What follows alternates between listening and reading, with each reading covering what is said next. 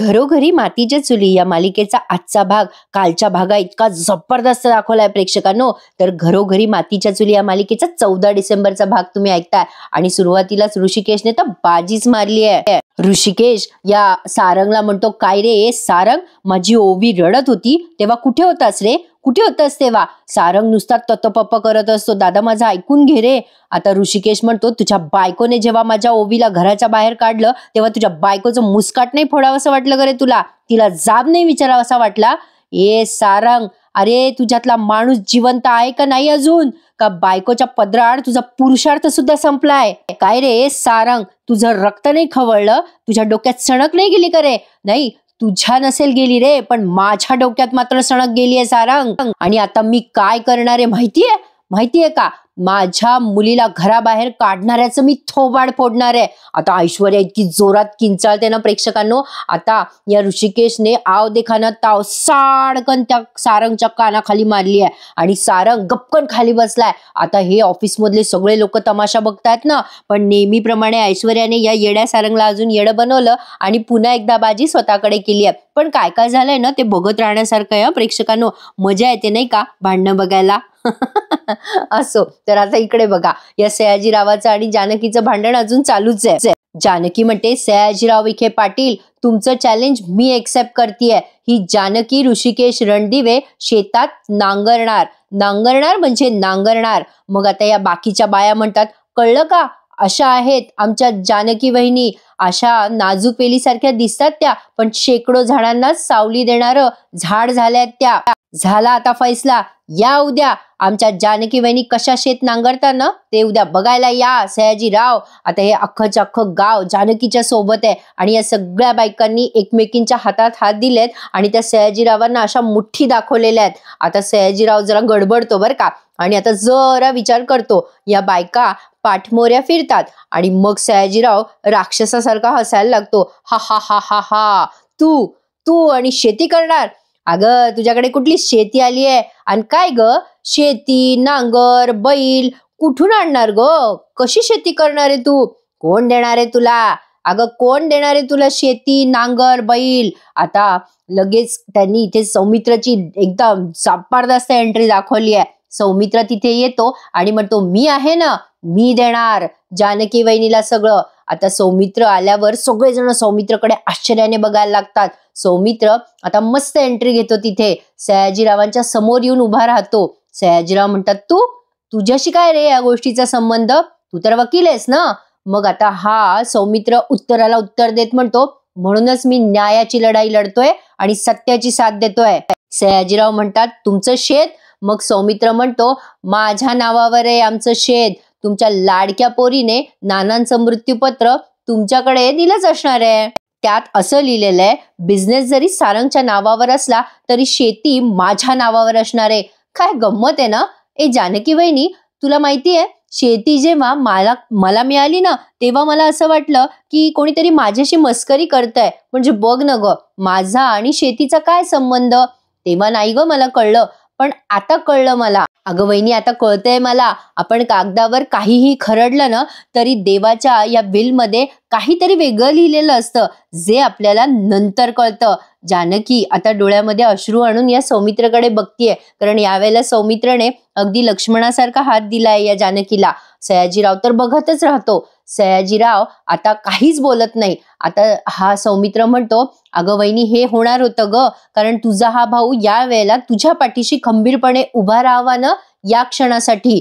शेती माझी आहे आणि ती कोणी नांगरायची, कधी नांगरायची हे मी ठरवणार आहे. शेती नांगर बैल हे सगळं माझ्या जानकी वहिनीला मी देणार आहे.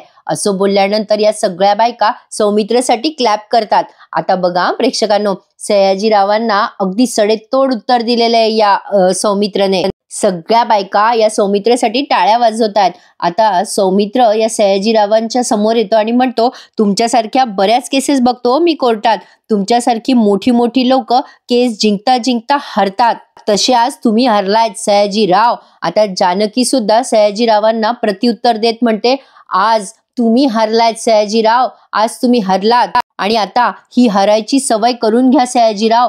येणारा काळ आमचा आहे आणि जाणारी वेळ सुद्धा आमचीच होती. अरे वा, काय बोललीये जानकी आज हे वाक्य. ऐकायला छान वाटतंय प्रेक्षकांनो ही मालिका. काही म्हणा तुम्ही, म्हणजे मला भांडणं बघायला आवडत नाही असं, पण यांनी जे काही अन्यायाविरुद्ध प्रतिकार दाखवलाय ना तो अमेझिंग आहे. आता बघा ही जानकी हे उत्तर देते तेव्हा सयाजीराव म्हणतो, बघून घेईल ना मी तुमच्या या मनगटात किती जोर येते. सौमित्र म्हणतो, बघा ना, नक्की बघा. मग आता हा सयाजीराव म्हणतो, चला रे. आता सयाजीरावकडे बघायला बोलायला काहीच उत्तर राहिलेलं नाहीये. त्याने जानकीला चॅलेंज दिलंय आणि तिथून निघून गेलाय. पण आता काय झालंय प्रेक्षकांनो, ऋषिकेशचं या बाबतीत जरा मत कलुषित झालंय.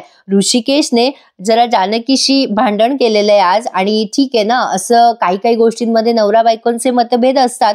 जिथे बायको बरोबर असते तिथे नवऱ्याला असं वाटतं की विनाकारण आतताईपणा करते. म्हणजे असं आपल्या रिअल लाईफ मध्ये पण होतं.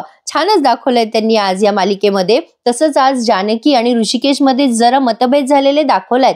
पण आता या दोघांचे मतभेद खूप छान रीतीने दूर होतात हे सुद्धा ते दाखवणारच आहेत. आता इकडे बघा, हा सयाजीराव जानकीला असं बोलून निघून जातो. आता जानकी सौमित्र पुढे अशी हात जोडून उभी राहते. पण आता त्यांनी पुन्हा एकदा ऋषिकेश आणि सारंगचा सीन दाखवलाय. तुम्हाला आवडतोय ना प्रेक्षकांनो हा सीन बघायला? मग या सीनसाठी आणि माझ्या रिव्ह्यूसाठी एखादा लाईक करायला विसरू नका.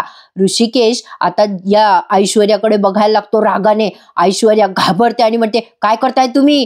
का मारलं तुम्ही सारंगला? दूर व्हा, तिथेच थांबा. आता ऐश्वर्या खूप घाबरते बर का.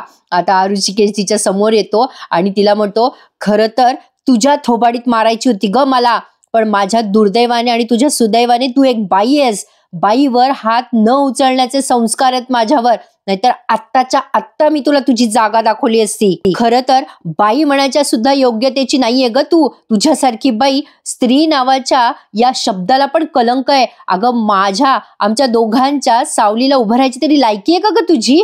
अगं जानकीने काय नाही केलं ग तुझ्यासाठी. नाना नाही म्हणत असताना सुद्धा माझ्या जानकीने तुला घरात घेतलं, तुझा मान सन्मान तुला मिळवून दिला. आणि तू काय केलं ग?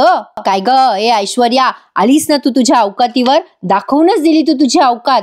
जानकीवर नेम साधलास ना तू. तुझे गुन्हे तू माझ्या बायकोवर थोपवले, तिचा अपमान केला, आम्हाला घराच्या बाहेर काढलं ना तू.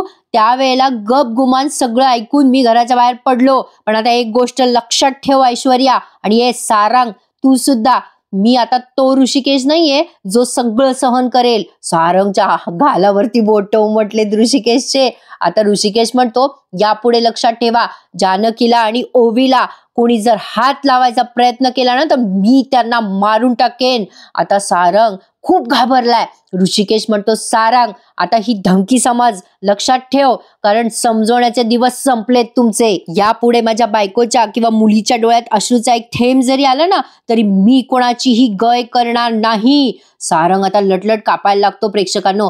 ऋषिकेश म्हणतो, कळला का सारंग? आता असं बोलून तो तिथून निघून जातो प्रेक्षकांनो. पण तो आता पुन्हा एकदा ऐश्वर्याला आणि सारंगला असा स्टेअर करतो, म्हणजे खूप वेळ बघतो आणि एकदम शांतसहित त्या ऑफिसमध्ये निघून जातो. ऐश्वर्या आता डोळे मिटून घेते. सारंग निशब्द झालेला आहे, त्याला तो काही बोलताच येत नाहीये. काय बोलावं, याला काय कळतं बिचाऱ्याला? आधीच तो त्याच्या बुद्धीप्रमाणे चालतो. या सारंगच्या गालावर बघा ना प्रेक्षकांनो, ऋषिकेशचे 4 बोट उमटलेत. म्हणजे 5 नाही 4 बोट असं समोर मारलं ना त्याने. आता हा सारंग रडायला लागतो जेव्हा ऋषिकेश त्याला धमकी देत असतो. ऐश्वर्या मात्र सारंगला अजून भडकवते. खरं तर सारंग तिला खूप बोलतो. आता बघत राहा पुढे काय झालंय. ऋषिकेश आता तिथून निघून जातोय. आता बघा, हा ऋषिकेश गेल्यानंतर ही ऐश्वर्या अशी डोळे मिटून घेते आणि आता मध्येच त्यांनी पुन्हा जानकी आणि सौमित्रचं सीन दाखवलाय. आता जानकी खूपच भावुक झालेली असते. आता सारंग तर रडतच बसलेला असतो म्हणा बिचारा. आणि ऐश्वर्या विचार करते की आता पुढे काय करावं आणि हे सगळे आळ कसे थोपवून टाकावे. आता ही जानकी सौमित्रचे आभार मानते. सौमित्रला म्हणते, भाऊजी आज तुम्ही माझ्यासाठी धावून आलात. जसं सीतेच्या मदतीला लक्ष्मण धावून आले तसं तुम्ही आलात भाऊजी. बापरे, ही उपमा जरा मोठीच होती. आता जानकी म्हणते, तुम्ही आलात आणि मला शेती दिली. आता बघा तुम्ही, ते शेत मी कसं नांगरून दाखवते आणि त्या सयाजीरावांना कसं हरवेल. म्हणजे तुमचे आभार किती आणि कसे मानू मला कळतच नाहीये. जानकी म्हणत असते, तुमचे आभार किती आणि कसे मानू मी भाऊजी? सौमित्र म्हणतो, अगं वहिनी आभार काय मानतेस, मी परकाय का?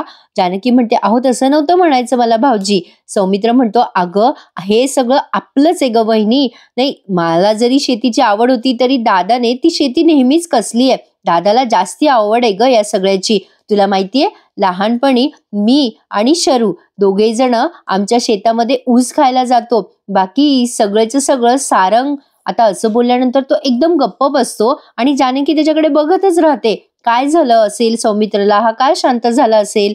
मग जानकी म्हणते, तुमच्या कोर्टाच्या केसचं काय झालं. म्हणजे जानकी मुद्दाम विषय बदलते आणि म्हणते, अहो भाऊजी, अचानक कसे काय आलात तुम्ही इथे. मग आता सौमित्र म्हणतो, अगं काही नाही वहिनी, मी तुलाच भेटायला येत होतो आणि अचानक रस्त्यात गर्दी दिसली म्हणून इथे थांबलो. आणि अगं वहिनी, गेस कर मी तुला काय सांगायला येत होतो. आता ही जानकी म्हणते, काय. मग सौमित्र म्हणतो, अगं वहिनी, आईला फरक जाणवतोय. जानकी म्हणते, म्हणजे. आता सौमित्र म्हणतो, अगं आईला जाणवतंय की तू घरात नसल्यापासून घर पण नाहीये, माणसं आहेत घरात पण गप्पा नाहीये, खेळीमेळीचं वातावरण नाही, तुळशीजवळ दिवा नाही, मनातलं ओळखायला जानकी वहिनी नाही. हे सगळं आईच्या लक्षात येतंय आता. आणि आई बोलून नसेल दाखवत वहिनी, पण ना तिला रिअलाइज होतंय की तिने ऐश्वर्यावर विश्वास ठेवून खूप मोठी चूक केलेली आहे. आणि वहिनी, तुला सांगतो, जेव्हा भरलेल्या घरात माणूस एकटा रडतो ना, तेव्हा समजून घ्यायचं की आपल्या घरामध्ये आपलं असं कोणी नाही. आईला आता हे जाणवायला लागलं ग. ऐश्वर्यावर खूप रागवली आई, ओवीला घराच्या बाहेर काढलं म्हणून. जानकी म्हणते, काय सांगताय भाऊजी. सौमित्र म्हणतो, हो वहिनी, अगं असं नाही म्हणायचं मला की तिच्या मनातले गढूळ विचार गेलेत, पण ते लवकरच स्वच्छ होतील याची खात्री पटलीये मला. मला असं वाटतं यासाठी तुम्ही तिथे यावं. अगं वहिनी, खरंच ग, तू दादा ओवी घरी या सगळ्यांनी. अगं काय माहित, आईची सुद्धा मनोमन हीच इच्छा असेल. आता जानकी मात्र अगदी हुशारीने या गोष्टीला नकार देते. प्रेक्षकांनो, मला तिचा हा डिसिजन पटला.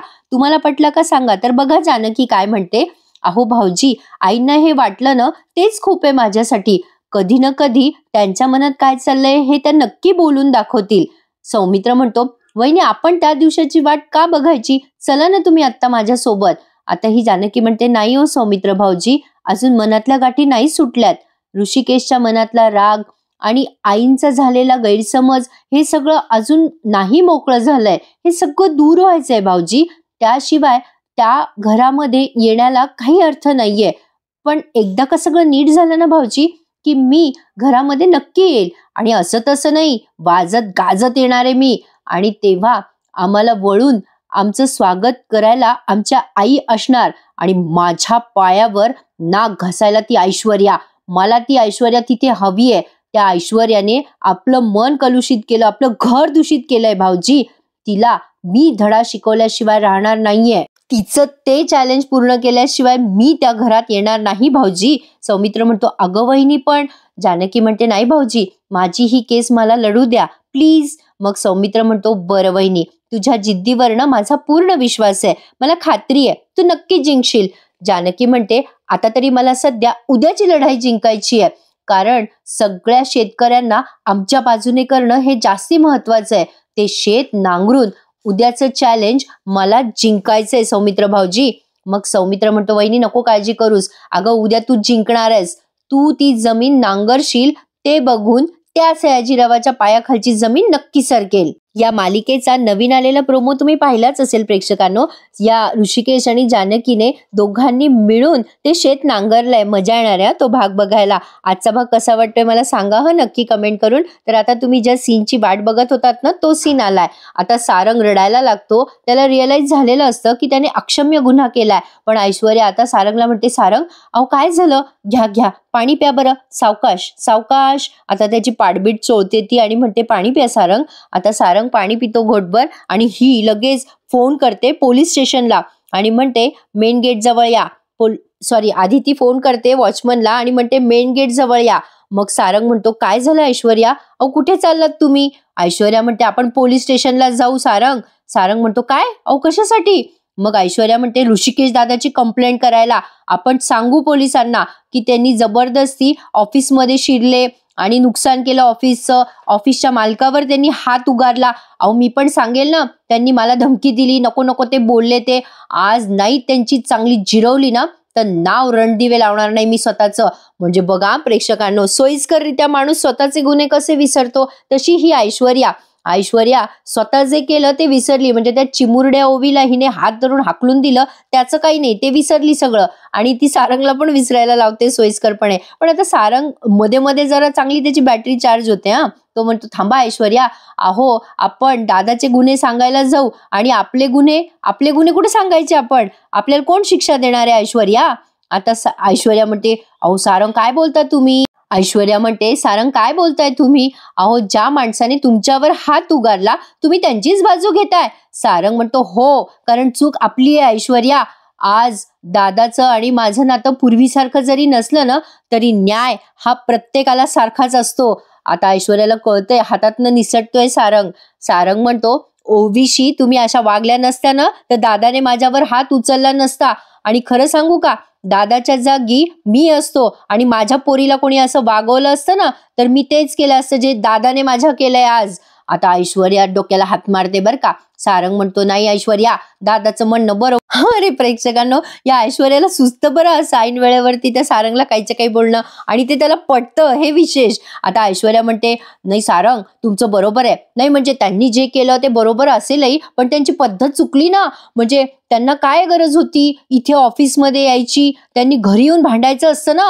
म्हणजे इथे ऑफिसमध्ये आले, मुद्दाम लोकांना गोळा केलं, या सगळ्या स्टाफ समोर त्यांनी तुमच्या कानाखाली वाजवली. सारंग तुम्हाला कळतंय का?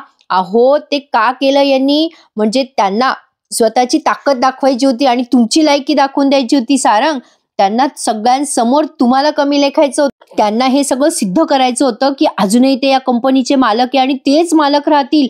अहो सारंग कळतंय का तुम्हाला? ओवी सगळं निमित्त आहे. त्यांना तमाशा करायचा असता तर त्यांनी त्याच दिवशी केला असता ना. मी जानकी वहिनीला गाडी पुसायला लावली होती त्या दिवशी. नाही सारंग, त्यांनी त्या दिवशी तमाशा नाही केला, त्यांनी आज केला तमाशा. ठरवून आले होते ते. त्यांनी बरोबर त्यांचा हेतू सिद्ध केला. मुद्दाम ओवीचं भांडवल केलं त्यांनी आणि अख्खा सगळ्या ऑफिस समोर त्यांनी तुमच्या थोबाडीत मारली. हो सारंग, मुद्दाम तमाशा केला त्यांनी. तुम्ही त्यांची बाजू घेताय सारंग? अहो तुम्हाला कळत नाही का? अहो साधा भोळा स्वभाव बदलाव तुमचा. अहो तुमच्या बायकोला नको ते बोलून गेले, ते धमकी दिली त्यांनी मला. कळतंय का सारंग तुम्हाला? अहो सारंग, मला तर असं वाटतंय की त्यांनी तुम्ही नसताना मला मारलं असतं तर. अरे बापरे, नाही, इथून पुढे मी तुमचा अपमान नाही सहन करणार सारंग. आता आपण सुद्धा जशाला तसंच वागायचं. बरं झालं नाही म्हणजे ते इथे आले आणि हे सगळं केलं. आता तुम्हाला जर जमत नसेल ना त्यांना शिक्षा देणं तर मी त्यांना शिक्षा देणार. त्यांची हिंमत कशी झाली माझ्या नवऱ्याच्या अंगाला हात लावायची? सारंग तुम्ही नका काळजी करू. सारंग आता त्या सारंगच्या असं अंगाला हात लावते आणि म्हणते, सारंग हे बघा, मला सांगा, ऋषिकेश भाऊजींनी जो काही तमाशा केलाय या स्टाफ समोर, तुमच्या थोबाडीत मारलीये, हे सगळं तुम्हाला खरंच बरोबर वाटतंय का हो सारंग? खरं सांगा मला. सारंग आता झालं, डोलावला त्यानं मान ऐश्वर्याच्या भोवला. हो आता लगेच तो नाही म्हणतो. म्हणजे तसं त्याने तोंडाने नाही म्हटलं नाहीये प्रेक्षकांनो, फक्त तो मानेने असं नाही करतो आणि बिचारा असा हपकून खाली बसतो. अरे देवा प्रेक्षकांनो, काय दाखवतात तो, काय बोलू, पण मजा आली बघायला. आता ही ऐश्वर्या विचार करते, बाप रे, बरं झालं या डिफेक्टिव्ह पीसच्या थोबाडीत बसली, म्हणजे जिद बी मेरी आणि पट बी मरी, असं ऐश्वर्याचं आहे. आता ऐश्वर्या विचार करते, या ओवीचा मुद्दा सगळ्यांनी तापवला असता, त्या डिफेक्टिव्ह पीसने, त्या सौमित्र तो डिनर पीस, सगळ्यांनी हा मुद्दाम तापवला असता आणि या सारंगनं माझं जीणं हराम केलं असतं मला गिल्ट देऊन. पण बरं झालं ऋषिकेश, हा तमाशा तू केलास. आता बघ तू मजा, मी हा तमाशा पार्ट 2 कसा करते. आता बघा प्रेक्षकांनो, मला वाटलंच होतं ही ऐश्वर्या ऋषिकेशच्या या वागणुकीचं भांडवल करेल. आता त्यांनी जानकी आणि ऋषिकेशचं सीन दाखवलाय. आता ही ओवी रडत असते, मग जानकी तिचे डोळे पुसते आणि आता तिथे ऋषिकेश आहेच. ऋषिकेशला म्हणजे जानकीला सगळं कळलंय की ऋषिकेशने सारंगवर हात उगारलाय. जानकी आता विचारते ऋषिकेशला, काय गरज होती सारंग भाऊजीवर हात उगारायची? ऋषिकेश म्हणतो, अगं नशीबमान मी हात उगारला, नाही तर चपलेनं बडवलं असतं मी त्या सारंग. आता ओवी लागते रडायला. जानकीला म्हणते, आई सॉरी ग, मी चुकून सांगितलं बाबाला. जानकी म्हणते, रडू नकोस बेटा. आता ओवी म्हणते, बाबा खरंच सॉरी, मी आता कधीच त्यांच्या घरी पुन्हा जाणार नाही हो, खरंच सॉरी. ती बिचारी कान धरते लेकरू आणि त्या ऋषिकेशच्या जवळ जाते. खरंच प्रेक्षकांनो, या मोठ्या माणसाच्या भांडणामध्ये लहान मुलं खूप सफर होत असतात आणि बऱ्याच गोष्टी शिकत सुद्धा असतात आणि या सगळ्या परिस्थितीमुळे स्ट्रॉंगही होत असतात. आता ही रडायला लागते तेव्हा ऋषिकेश तिला जवळ घेतो ओवीला आणि म्हणतो, ए ओवी बाळा, आता असं रडायचं नाही, बस बरं इथे खाली, रडू नकोस. आता तिचे डोळे पुसतात ऋषिकेश आणि जानकीला म्हणतात, जानकी तुला हे सगळं पटलं का? बघतेस ना, त्या ऐश्वर्यामुळे माझ्या ओवीच्या डोळ्यात पाणी आहे. मी त्या ऐश्वर्याला सोडणार नाहीये जानकी. तिला नाही रडवलं ना तर बघ, तिला तर मी रडवेलच, तिच्या बापाला पण रडवेल आणि तिच्या नवऱ्याला पण रडवणार मी. जानकी म्हणते, तिचा नवरा आपला पण कोणीतरी लागतो. ऋषिकेश म्हणतो, कोणी नाही लागत तो माझा. ओवीचा जर तो कोणी लागत असता ना तर मी मारायच्या आधी ओवीची माफी मागायला तो इथे आला असता. तो तुझा कोणी लागत असता ना तर पुसलेल्या म्हणजे त्या गाडीवर कॉफी फेकणाऱ्या बायकोचा हात पिरगाळला असता त्याने. आणि माझा कोणी लागत असता ना तो तर कुस्तीच्या आराखड्यात एकदा तरी येऊन तो ओरडला असता, जिंकून जिंकून जिंकणार कोण, ऋषिकेश दादा, आणखीन कोण. अगं असं केलं असतं ग जानकी त्याने. माझा असता, तुझा असता आणि ओवीचा असता तर. काय केलं ग त्याने? शेपूट घातलं आणि गपचूप घरी बसला ना जानकी. प्रेक्षकांनो, काय बोलावं, ऋषिकेशचा मुद्दा अगदी बरोबर आहे. आता तुम्हाला कोणाचा मुद्दा पटतोय ते मला नक्की सांगा. आता ऋषिकेश म्हणतो, अगं ओवीने घासातला घास दिलाय ग त्या सारंगला. ओवी त्याच्या खांद्यावर झोपलेली आहे ग. अगं ओवीने किती मानलं त्याला. जानकी तुला ओवीला घेऊन जायची काय गरज होती तिथे? जानकी म्हणते, ओवीला तिच्या आजीला भेटवायचं होतं. आता ऋषिकेश चिडतो आणि म्हणतो, अगं कोण आजी, कुठली आजी? अगं तुला किती वेळेला सांगितलं ग मी जानकी, नातीला कोणी घराच्या बाहेर काढतं का? अगं नात हॉस्पिटलमध्ये तडफडत असेल तर पैशाला नाही म्हणते का ग आजी? अगं दारात आलेल्या नातीला भेटायचं स्वतः येऊन सोडून हे जगातल्या सगळ्यात नीच व्यक्तीला समोर कोण पाठवतं? अहो कुठली आजी असं करते ग? जगातली कुठली आजी अशी वागते जानकी? अगं कुठलीच आजी अशी नसते जानकी. जानकी म्हणते, अहो बस करा ऋषिकेश, काय बोलताय तुम्ही? ती ऐश्वर्या तिकडे सगळ्यांचं डोकं फिरवून सगळ्यांचे मन कलुषित करतीये आणि तुम्ही काही वेगळे करत नाही आहात. तुम्ही राजकारण तर करत नाही आहात ना ऋषिकेश. पण प्लीज ओवी समोर तिच्या काकाबाबत, तिच्या आजीबाबत, तिच्या कुटुंबाबाबत असं बोलू नका ऋषिकेश. का करता तुम्ही असं सगळं? उद्या तीच तुमच्या माणसांबद्दल असं बोलायला लागली तर? ऋषिकेश म्हणतो, मला आवडेल जानकी. आता जानकी म्हणते, काय बोलताय तुम्ही ऋषिकेश? ऋषिकेश म्हणतो, अगं सतत तुझ्यासारखं सहन करण्यापेक्षा ती माझ्यासारखं सडेतोड आणि उत्तर द्यायला लागली ना तर मला खूप आवडेल जानकी. मग जानकी म्हणते, नाही ऋषिकेश. जानकी छान उत्तर देते ऋषिकेशला. ती म्हणते, ऋषिकेश तुम्ही माझ्या शांत बसण्याला माझा दुबळेपणा समजताय, ही तुम्ही चूक करताय ऋषिकेश. आता ऋषिकेश जानकीकडे बघतच राहतो आणि प्रेक्षकांनो, हा भाग त्यांनी इथे संपवलाय. छान दाखवला की नाही हा भाग त्यांनी आजचा. मग प्रेक्षकांनो, प्लीज ज्यांनी अजून चॅनल नसेल सबस्क्राईब केले त्यांनी प्लीज माझ्या चॅनलला सबस्क्राईब करा आणि घरोघरी मातीच्या चुली या मालिकेचे डेली रिव्ह्यूज एन्जॉय करायला विसरू नका. तुम्ही चॅनल सबस्क्राईब केलं तर मी माझ्या कामाची पोचपावती समजेल. आता बघा, इथे त्यांनी हा भाग संपवलाय आणि आता पुढच्या भागात ऐश्वर्या ऋषिकेशने सारंगला मारलंय या गोष्टीचं खूप भांडवल करते आणि आता या सारंगचा अवतार बघून सुमित्राबाई म्हणतात, अरे बापरे, अरे सारंग हे काय रे? ऐश्वर्या सुमित्राबाईंना म्हणते, बघा बघा, त्या ओवीला घराच्या बाहेर काढलं, त्याचा वचपा घेतलाय त्या ऋषिकेशनी. झालं आता या सुमित्राबाईंची बुद्धी नक्की पुन्हा फिरणार प्रेक्षकांनो. आता इकडे हा ऋषिकेश जानकीला म्हणत असतो, काहीही झालं तरी तू त्या सौमित्रचा शेत नांगरायचं नाहीयेस. मग जानकी म्हणते, अहो ऐकून तरी घ्या.